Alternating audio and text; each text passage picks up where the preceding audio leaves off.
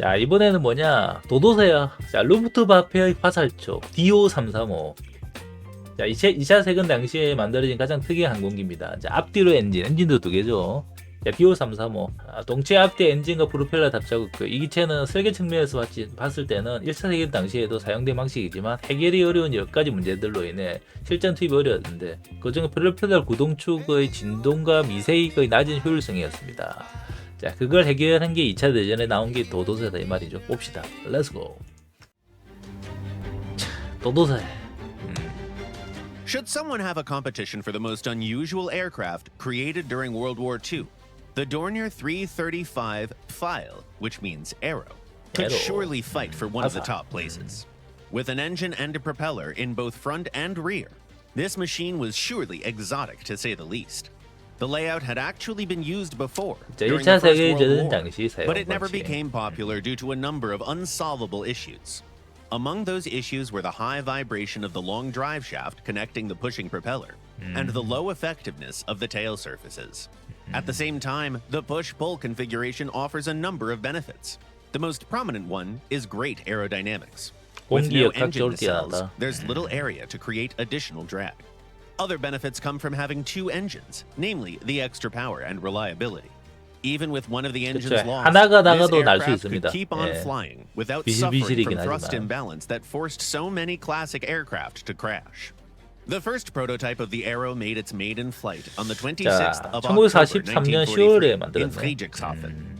The tests quickly discovered the plane's main advantage. No other prop aircraft could keep up with it in level flight.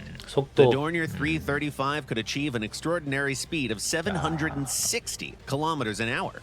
The only German planes that could fly faster were the Jet Me-262 and the rocket-powered Me-163. Another discovery was that the plane was simple to pilot, even with one engine off.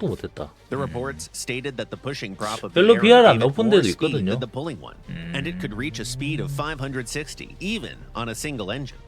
Another remarkable part of this design was the pilot safety system. Since the aircraft had a massive tail with a pushing propeller, the pilot couldn't simply jump out of the cockpit, as was normal at the time. Instead, this plane had explosive bolts in the rear prop and tail surfaces to drop them in case of emergency. 그냥 뛰면 그치 프로펠러 걸리니까. The armament of the Arrow included two MG-151 cannons mounted in the front engine's cowl, and a single Mk-103 engine cannon. Future models were expected to offer more variety, from a total lack of armament on reconnaissance models to replacing the Mk-103 with a huge 55mm Mk-112 cannon. On top of that, the aircraft could carry up to a ton of bombs on its internal and external hardpoints. A versatile sight could be used for both cannons and bombs. Of course, the plane had its own flaws. 참고로 얘는 전투기 아니고 공격기입니다. 공격기. Ineffective cooling for the rear engine that often led to overheating. And frankly, terrible stability in level flight were all inalienable parts of planes with a push-pull configuration. The Arrow was happy to follow aileron controls, but tail surfaces? Not so much. The elevators were especially inefficient. Test pilots also pointed to the fact that the plane's unstable flight made accurate fire extremely difficult. There was yet another serious issue. If the rear engine caught fire, it would quickly destroy the links to the tail surfaces, and the plane would lose all control.